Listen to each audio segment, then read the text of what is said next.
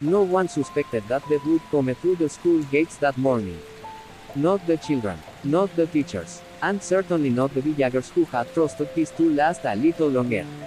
The school stood quietly near the edge of a forest in a remote village in An Giang province, southern Vietnam. It was small, with just 4 classrooms, 2 blackboards, and a tiny garden where the children played during recess. The red-tiled roof shimmered under the April sun, and the air smelled of chalk dust and burning rice husks. It was the kind of place where time moved slowly, where laughter echoed off bamboo walls and lessons were taught not just from books but from the hearts of those who truly believed in education. Among the teachers was Miss Han, a 24-year-old woman from the lowlands.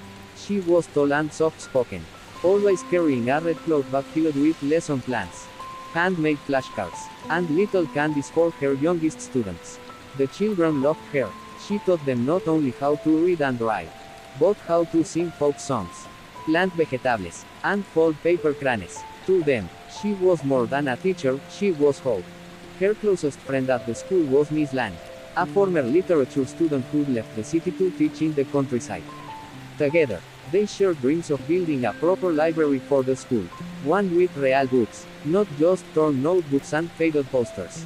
Every morning, the teachers would sweep the schoolyard, open the wooden windows, and prepare for class. The children came barefoot, carrying worn satchels made from rice sacks.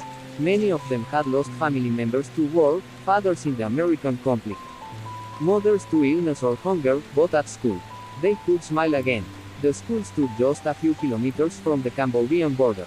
That had never been a problem, until now. A growing shadow. Rumors had started weeks earlier. Men returning from patrols whispered of soldiers in black, moving silently through the trees across the border. There were talks of entire hamlets burned to ash, of people vanishing in the night. The villagers tried to dismiss them. Vietnam had just endured a long war, and people often imagined ghosts in the jungle. But the soldiers from the west were not ghosts. They were real, and they were drawing closer. Still, in the village, life carried on. Farmers plowed their rice fields. Mothers bathed their children in the river. Teachers like Miss Han continued their lessons, their voices rising in unison with the morning songs of the children. Em yêu truong em boi bao van dan. Ko hiao nu me hien. No one could imagine that in just days, those voices would be silenced forever. The warning. On the morning of April 15, 1978, a man named Don Bay, a village elder, came to the school breathless. He had seen smoke on the horizon, thick, black smoke rising from the direction of a neighboring commune. Teeth crossed over. He said, "Merdo, fear killing everyone." Miss Lan's face went pale. She held her chest, as if trying to stop her heart from breaking through her ribs. Miss Han looked out the window. A group of children were laughing in the garden, oblivious to what was coming. "Should we close the school?" she whispered. "And send them where?" Lan asked. "Their homes are no safer." They didn't have answers. There were no orders from above. No soldiers stationed nearby. They were just teachers, women. Not warriors, armed with books and blackboards. Not rifles. They decided to wait, hoping the danger would pass. That evening, that night, the teachers didn't go home. They stayed at the school, huddled in the main classroom with some of the children whose parents had gone missing. They took turns keeping watch at the window. Miss Han couldn't sleep. She sat beside her favorite student, Lin, a 10-year-old girl who had once told her she wanted to grow up and become a teacher. "Tu, Kooi," Lin whispered. "Are the bad men coming here?" "Not if we stay quiet," Han replied, brushing Lin's hair gently. "Not if we stay together." But in her heart, she knew silence would not be enough. Foreshadowing. Before dawn, Han went to the garden alone. The mist was thick, the world quiet, but in that silence, she heard something strange, a low like footsteps in the distance. Then she saw it, a column of smoke, much closer than before, rising from behind the tree line. She didn't scream, she didn't run, she just stood there, staring into the gray sky, her hands clutching the red cloth bag that had always been filled with dreams, for herself, for her students, for her country. The sun had not yet risen, but death had. Part 2. Whispers of War.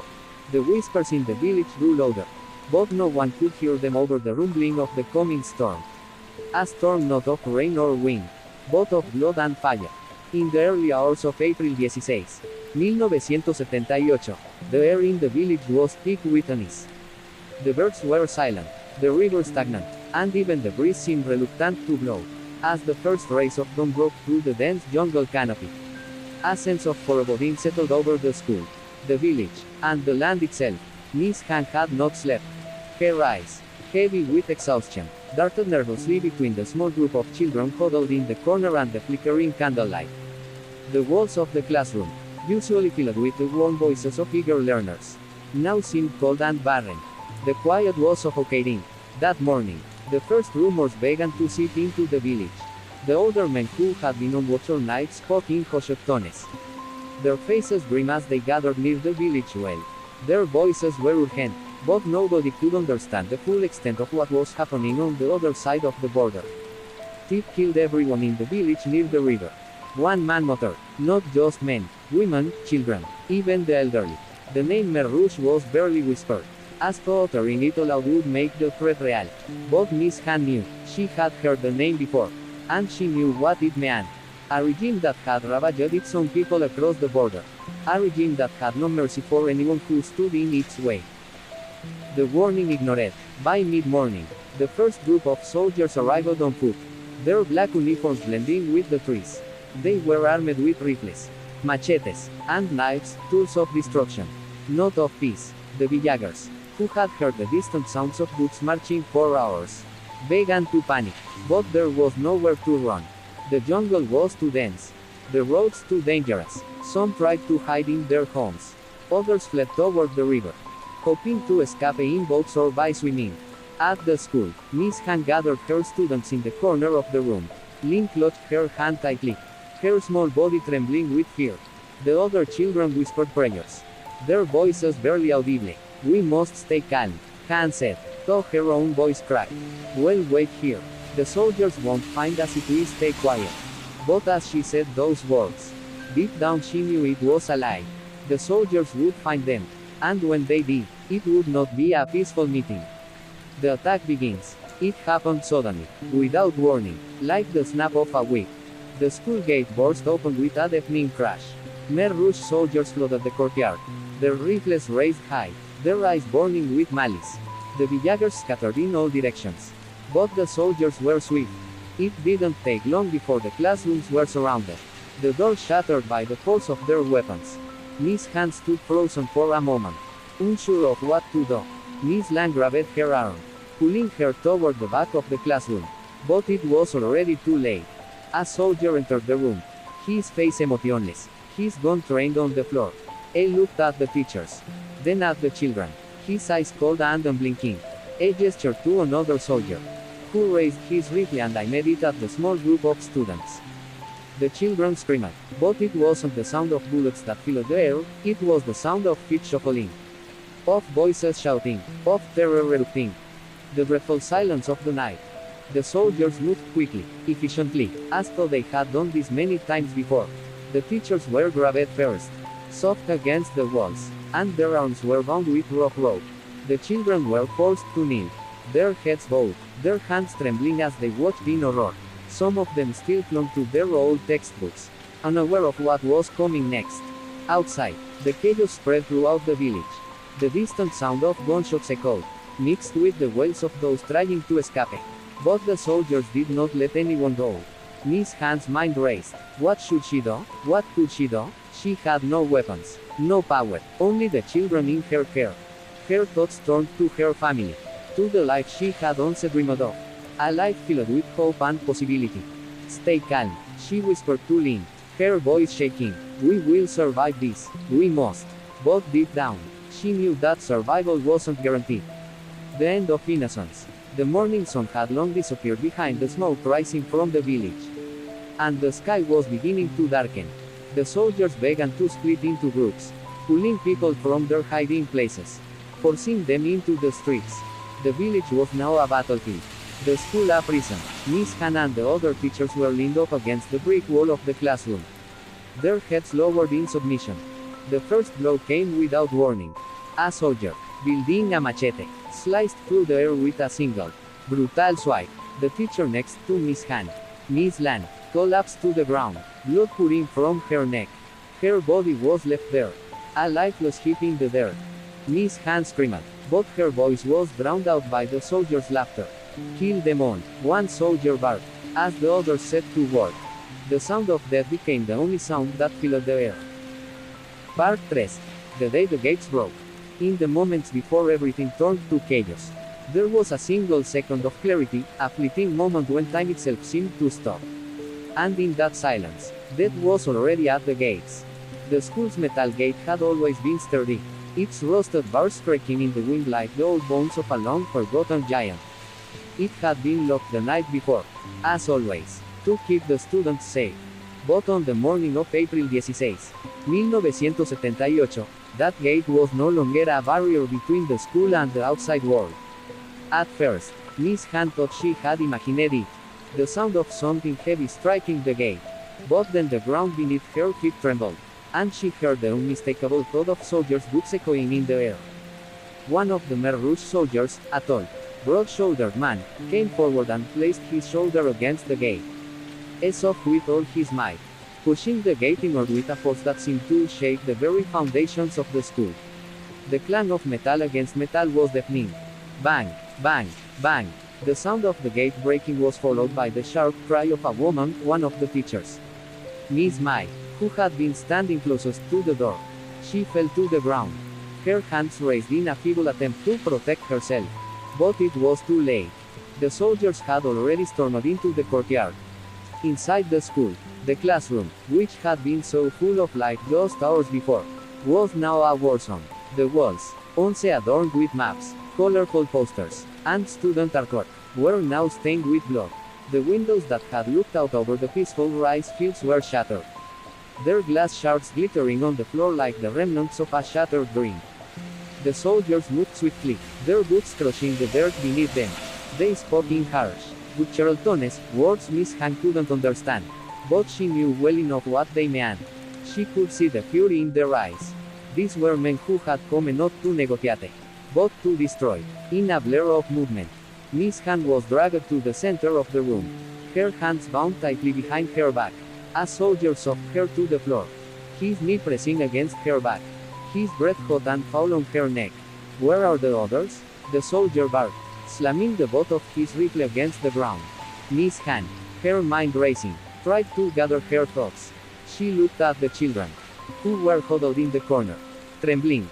There was no way to protect them, no way to stop what was coming. Suddenly, the door to the classroom burst open. Two more soldiers entered, dragging a handful of students with them. Lin, the little girl who had been sitting next to Miss Han earlier, was among them.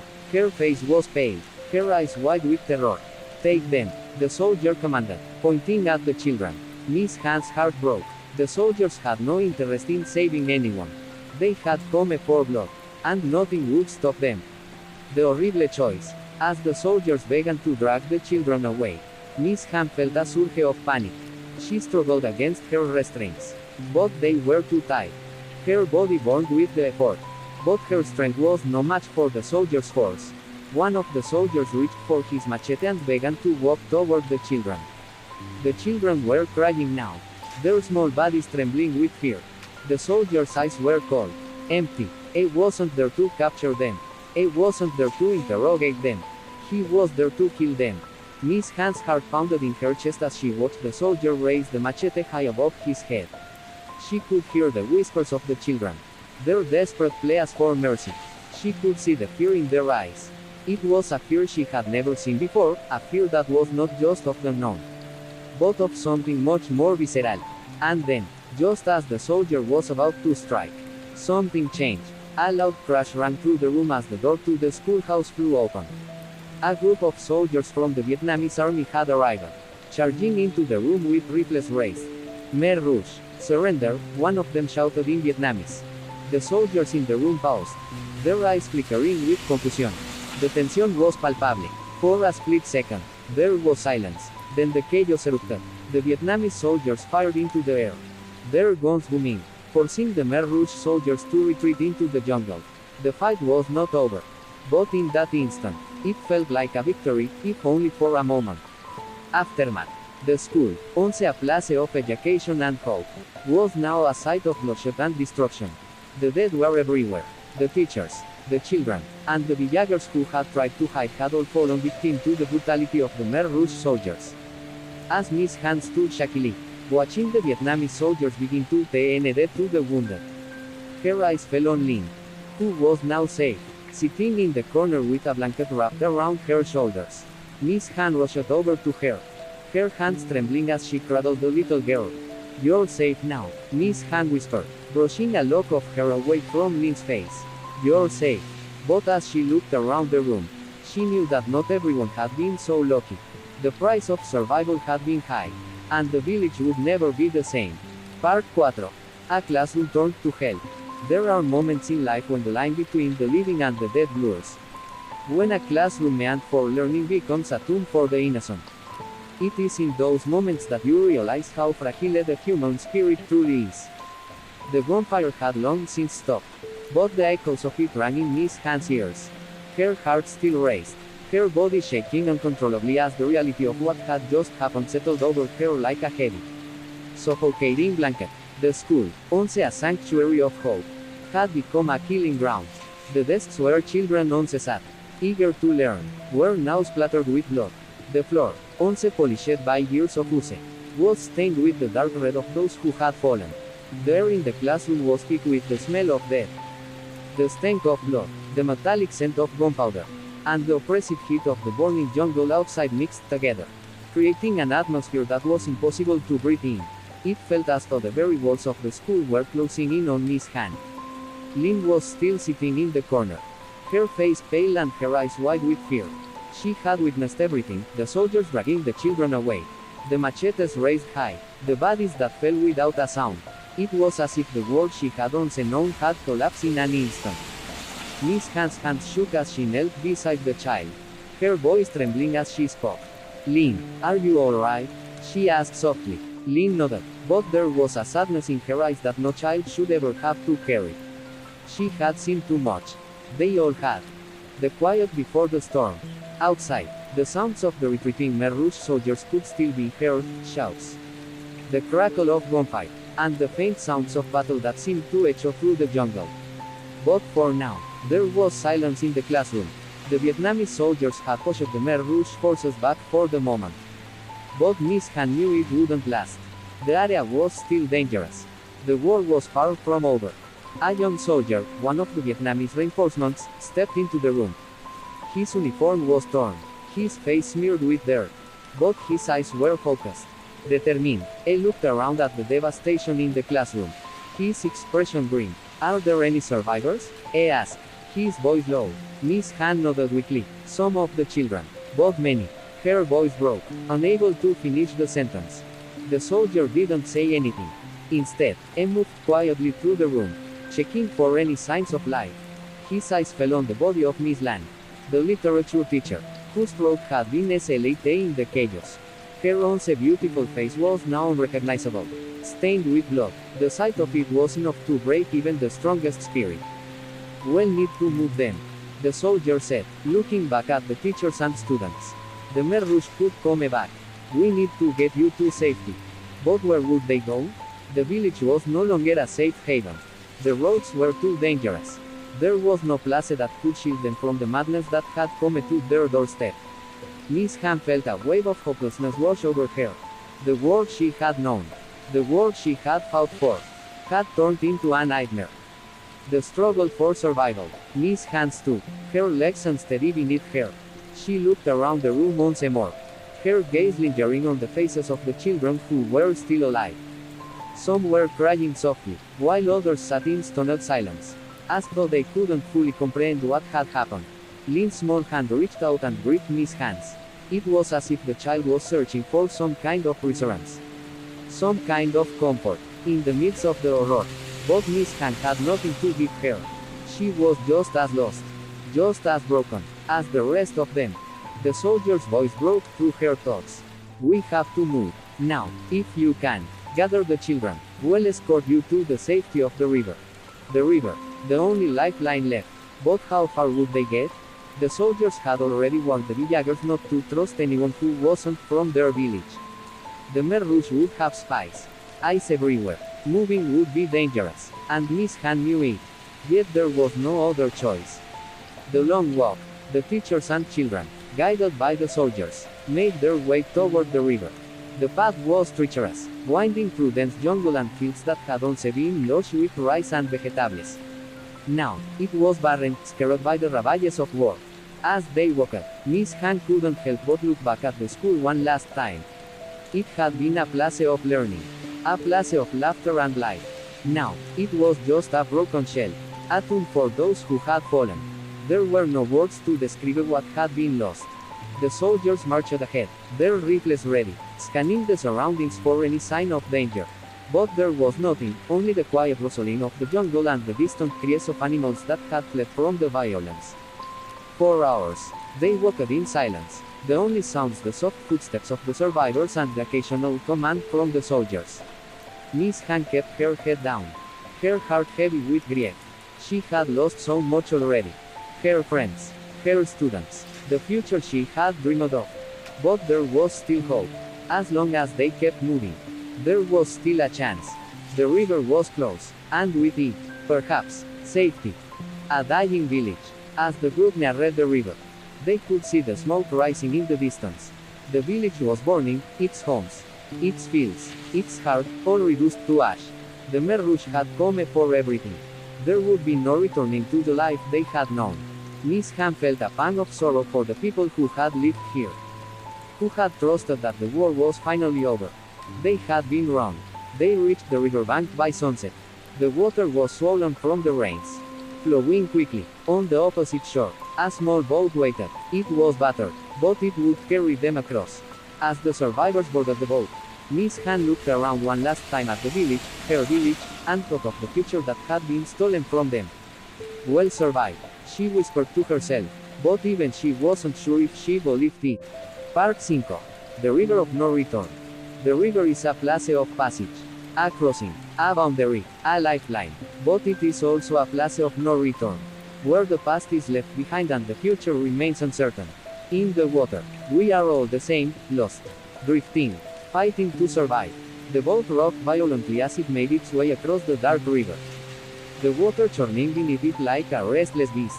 The survivors, teachers, students, and soldiers, sat in grim silence, their faces pale, their bodies exhausted. The boat was small, barely large enough to carry them all, and the current was strong, pushing them relentlessly toward an unknown future.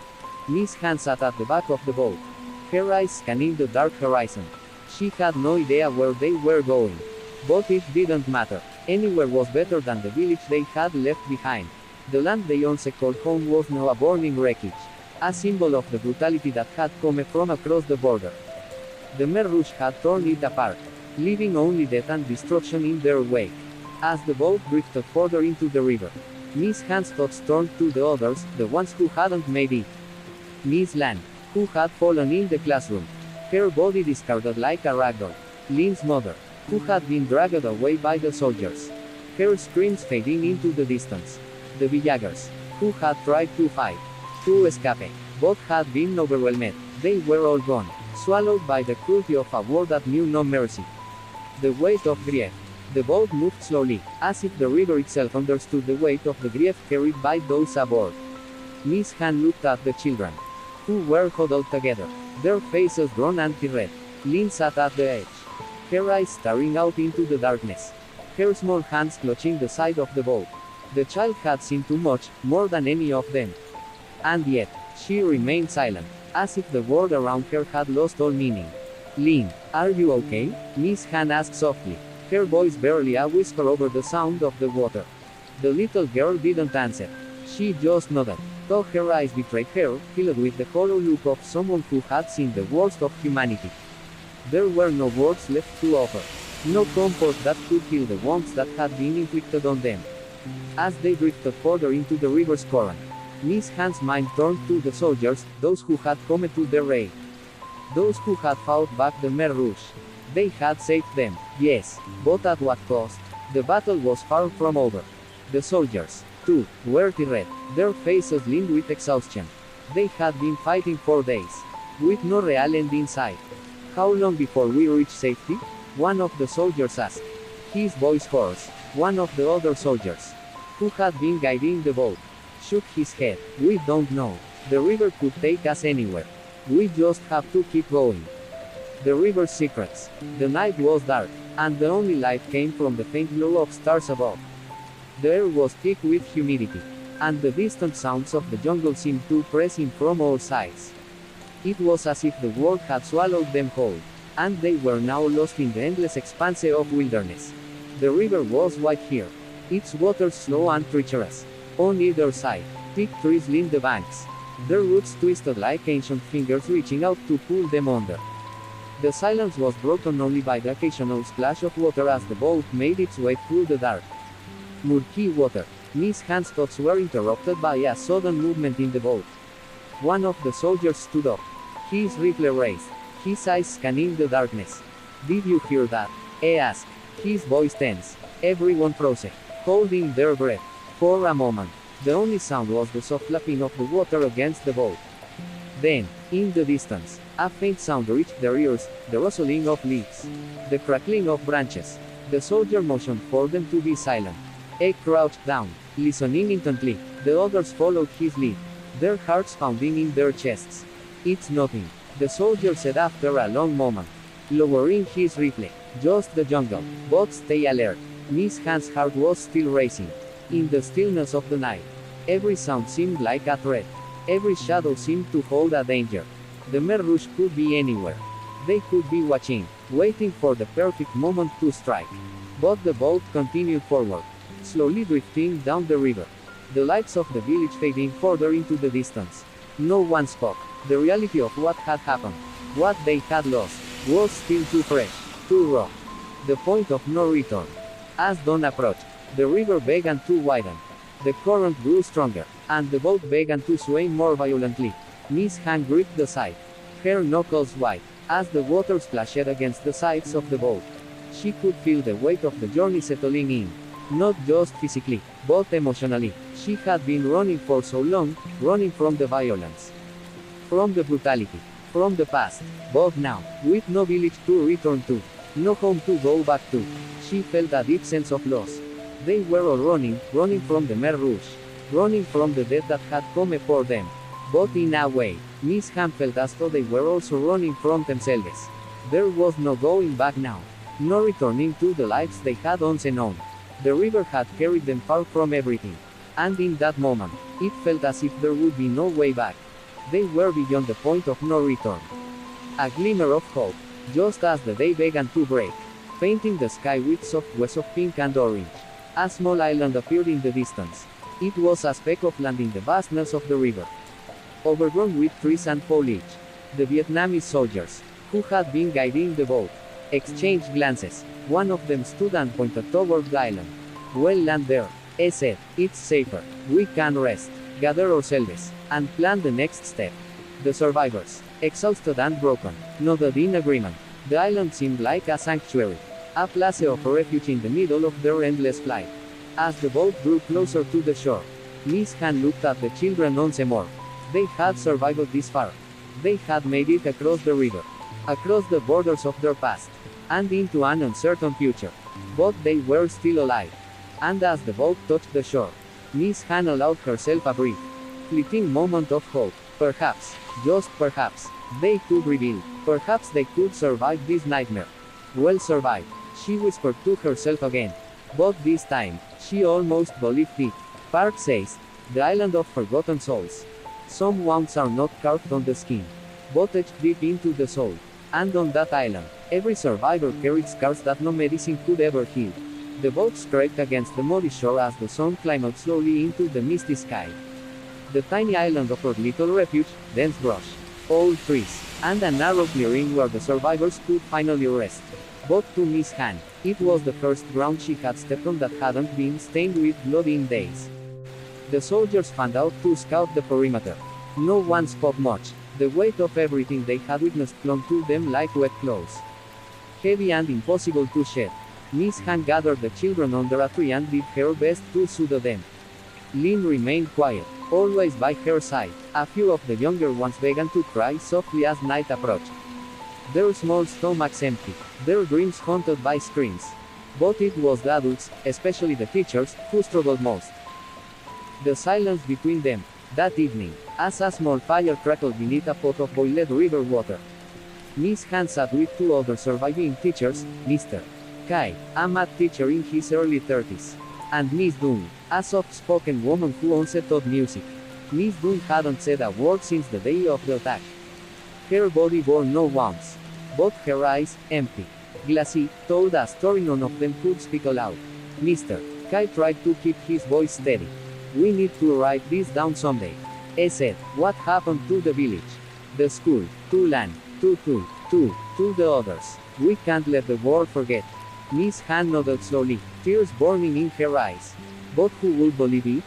Then we tell them anyway," he replied, "because if we don't, they'll be lost twice, once when they died, and once when no one remembers." Silence fell again, heavy and raw. The flames of the fire flickered like ghosts in the dark. Echoes of what happened, Miss Dunn finally whispered, barely audible. "They made us watch." Everyone froze. Even the jungle seemed to fall still. Miss Dunn's voice cracked as she continued, speaking not for pity, but as if releasing something too heavy to carry alone. "They tied the men first. Then they brought the women into the classroom. Laughed, called it justice for some word they didn't understand. We tried to scream, to fight back, but they were too many. And then, they left us, like garbage." Tears rolled down Miss Han's cheeks. Not just for what had been done to her fellow teachers, but for the unbearable truth that they had all been powerless. The Khmer Rouge soldiers had not just killed, they had destroyed dignity, silence, and hope. The classroom had been turned into a theater of cruelty. Mr. Kai clenched his fists. They wanted to erase us, not just from the land, but from our own humanity. No one spoke after that. There was no comfort to offer, no words that could rewrite the horror.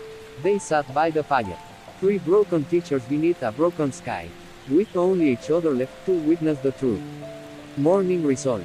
By morning, the soldiers announced they had found an old path leading to another hamlet inland. A group of villagers had reportedly survived and were hiding in the hills. It was dangerous, but it might be their only hope of finding food, medicine, and perhaps even shelter. Miss Han stood, brushing off her skirt, her back straighter than it had been in days. "We go," she said firmly. "We carry the children. We carry their names. We carry the truth." She turned to Miss Dunn, who met her gaze with red, but determined eyes. "They tried to break us," Miss Dunn whispered, "but we're still here." Legacy in ashes. As they left the island behind, Miss Han looked back one last time. That patch of land, with its trees and shadows, would never appear on any map. But for them, it would always be sacred ground, a place where the memories of the fallen clung to the wind, and where their pain had finally found voice. In her satchel, tucked safely inside a folded cloth, was the first page of a journal. She had written the names of every teacher lost in the massacre. Not how they died, but who they were. Lan, who loved poetry. Tu, who always smiled even when chalk dust covered her con acento agudo o die. Men, who dreamed of opening a library for village children. They were gone, but she would make sure they were not forgotten. "We tell the story," she whispered to herself again. "No matter how painful, no matter how long it takes. Because that is how you fight back, not only with bullets, but with memory." Part 7. The Hills of Resistance. When survival is no longer enough, resistance is born, not just with weapons, but with the will to stand and the refusal to forget. The path winding up the hillside was steep and narrow, carved through thick bamboo and ancient trees. Each step was a battle against fatigue, against memories, against the urge to give up. Both Miss Han and the others moved forward, not because they were strong, but because turning back meant death. And silence. Behind them, a thin column of children trudged forward. Some barefoot, some carried on backs. Soldiers watched the flanks, wary of mines and Khmer Rouge patrols. Every rustle in the underbrush was met with clenched jaws and red-eyed ripples. Miss Dunn walked close to Miss Han, carrying the cloth-bound journal in both hands as if it were a sacred object. Mr. Kai, tall limping from a leg wound, refused assistance. "We're almost there," a local guide whispered. "One more reach. The village is hidden beyond." The village that refused to die. nestled between high cliffs and veils of morning mist. The hidden village wasn't much, just a cluster of huts built into the mountain's curve, covered in leaves for camouflage. But to the survivors, it looked like a kingdom. A man with a long scar across his chest stepped forward. His eyes scanned the group silently until they landed on the teachers and the children. "You're from Beachuk, aren't you?" "Yes," Miss Han said, her voice steady. "We're all that's left." The man didn't ask more. "Nodded once. Then this is your place now." Inside the village lived a small but determined network of locals, farmers, former soldiers, Buddhist monks, and orphans. Most had fled similar massacres. Some still had bullets in their bodies. Others had nothing but stories and scars. But what united them all was the refusal to disappear. A new kind of classroom. Weeks passed. The children regained color in their cheeks. The cries at night became less frequent. Lynn, who once never spoke, began humming the old folk songs Miss Dunn taught her. Miss Hannah and the other teachers, unable to sit idle, began teaching again, not from textbooks, but from memory. They carved letters into bark, drew maps in the dirt, taught poems, multiplication tables, and even history, not just of Vietnam, but of Beachuk, of their village, of the names that had been lost. In the evenings, they gathered the survivors, and Miss Dunn read from the journal. Each name was honored, each face recalled. There were tears, sometimes silence, but no one looked away. "This is our resistance," said Mr. Kai one night. "They erased our schools, so we built new ones. They silenced our voices, so we teach others to speak." Whispers of war, but peace in the hills was fragile. Khmer Rouge patrols had started appearing closer. A monk named Brother Liem, who had once lived near the border, arrived with grave news. "Vietnamese forces are massing," he said. "There will be war, not just raids. A full invasion." Some feared it would bring more blood. Others saw it as the first light of hope. Miss Han asked quietly, "Will they come to Beachuk?" Brother Liem hesitated, then answered, "What's left of it?" "Yes." That night, Miss Han wrote 4 hours by candlelight. Not names, not lessons, but a letter. To the next teacher who finds this journal. "If we do not survive, please tell our story. We are not ghosts. We were educators, mothers, brothers, poets, lovers, and friends. We lived, we taught, we fought, in the only way we knew how. With memory, with hope." Part 8. The fire that spoke back. There comes a moment when silence is no longer a shield. When the fire that devoured you must be turned outward. And your scream becomes your weapon. The mountain air turned colder as winter crept over the hills. But something hotter stirred beneath the surface, rage. Miss Han felt it first. It burned in her chest as she heard word after word from the scouts returning to the village. "It burned another school," one said. "4 monks were executed at the temple near Anqiang," said another. "Children hung from trees. It's happening again." Each account landed like a blow. But no one wept anymore. Instead, the village grew still, quiet not with fear, but with the forging of resolve.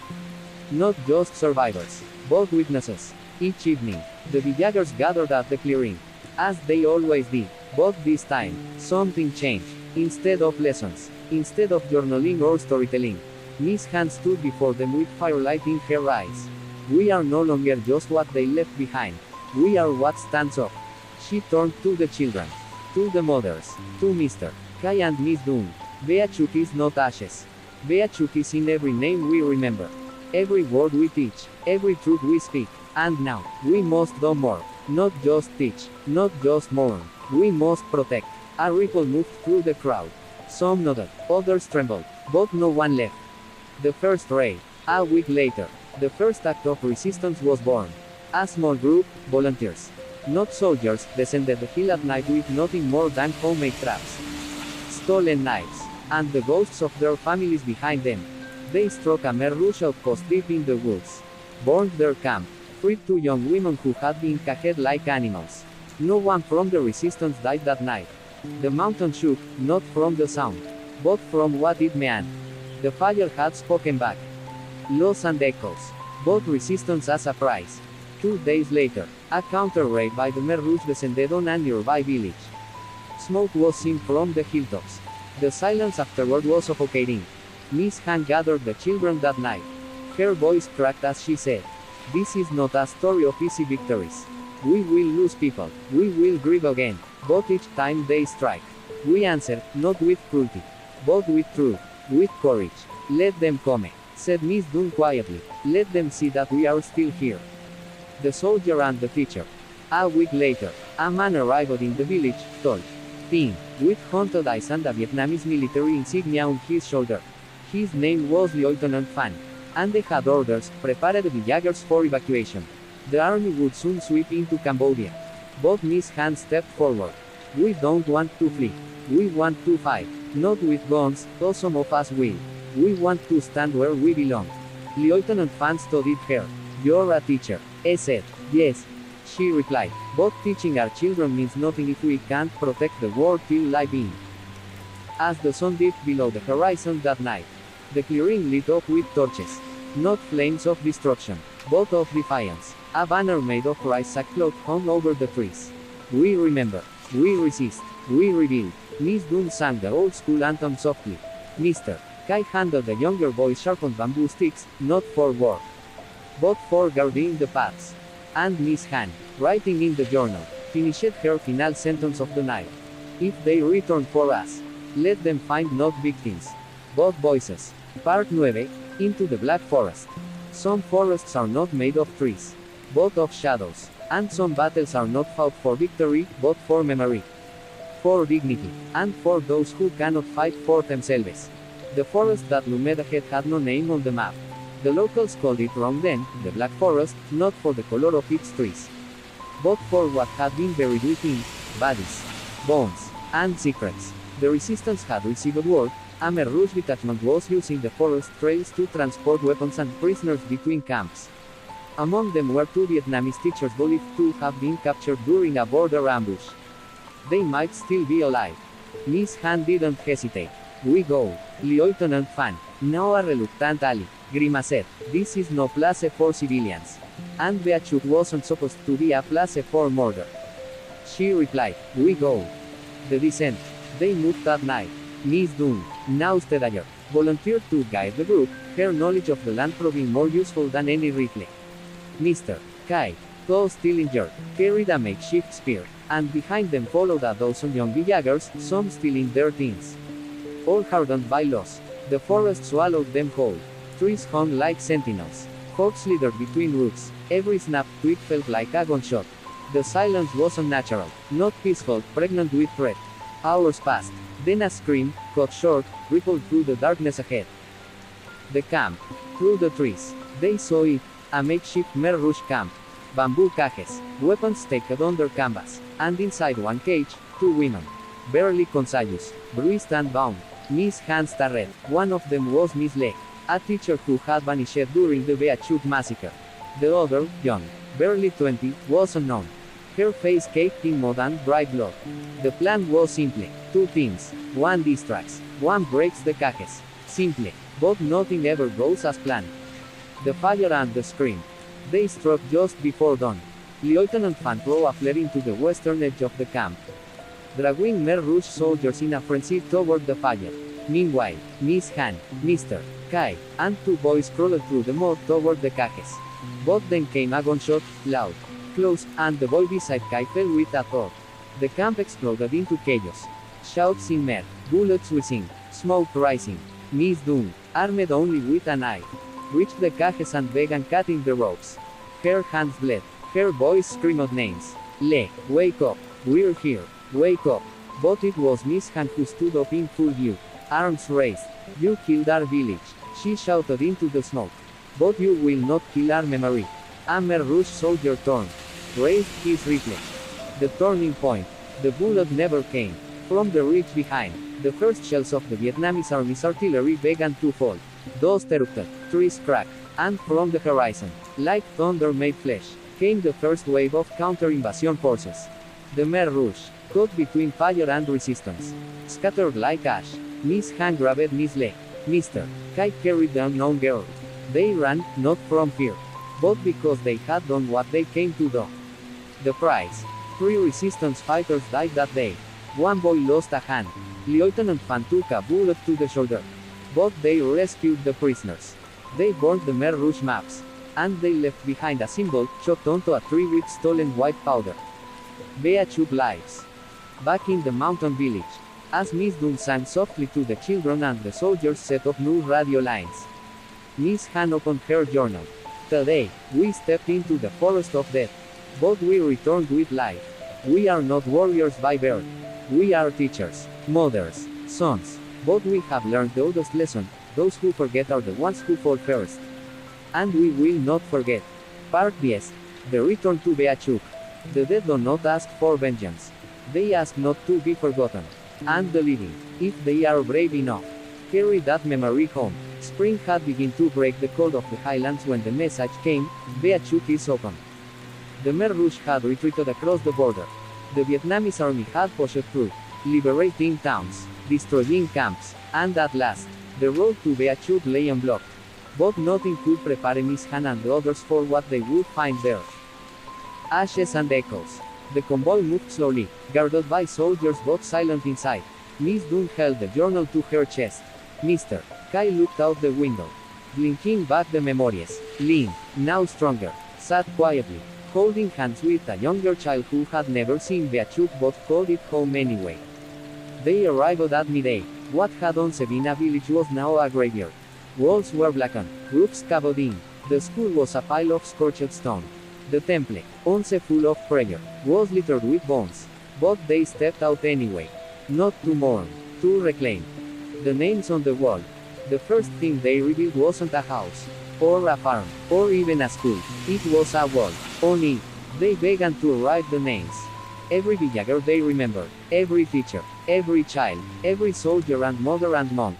Some names were shaky, some unknown, but every line was a resistance against erasure. We are not numbers, Miss Han said, we are stories. And day by day, people came, on foot, on bikes, by car, survivors, relatives, witnesses. Some brought names, others brought bones. One old woman handed Miss Dunn a broken pair of glasses. He was a teacher, she whispered, and died trying to protect his students. They etched his name too. Rebuilding the school, when the foundation was ready, Miss Han refused to wait for approval or donations. They destroyed it in one day. We will rebuild it one brick at a time. Children helped carry wood, soldiers laid roofing, women cooked meals for the workers. And one morning, under a clear sky, the first class was held again, beneath an open roof. With no chalkboards, no desks, only hearts full of memory. Miss Dunn stood at the front, and said only one thing. Class is in session. The children clapped. Some wept. The trial, months later, in a tribunal held near the border. Documents were brought forward. Photographs, witness testimonies, journals, including one that bore the title, The Bea Chuk Chronicle, Voices of the Forgotten. It was Miss Han's journal. It was read aloud, every word. The courtroom did not applaud. It sat in silence, shaken, and then it rose. Because truth, when finally spoken, does not ask for applause, only acknowledgement. Several Khmer Rouge officers were later convicted for war crimes. Others vanished, but the record could no longer be denied. Years passed. Bea Chuk grew again, slowly, painfully. The school became the center, not just of education, but remembrance. A museum was built next to it. And every year, on the same day, they gathered to read the names. Miss Han grew old, so did Mr. Kai. Miss Dunn became the principal. And one spring morning, as children danced in the courtyard, Lin, now a young teacher herself, opened the journal and wrote. We remember you, we carry you, you are not ghosts, you are us.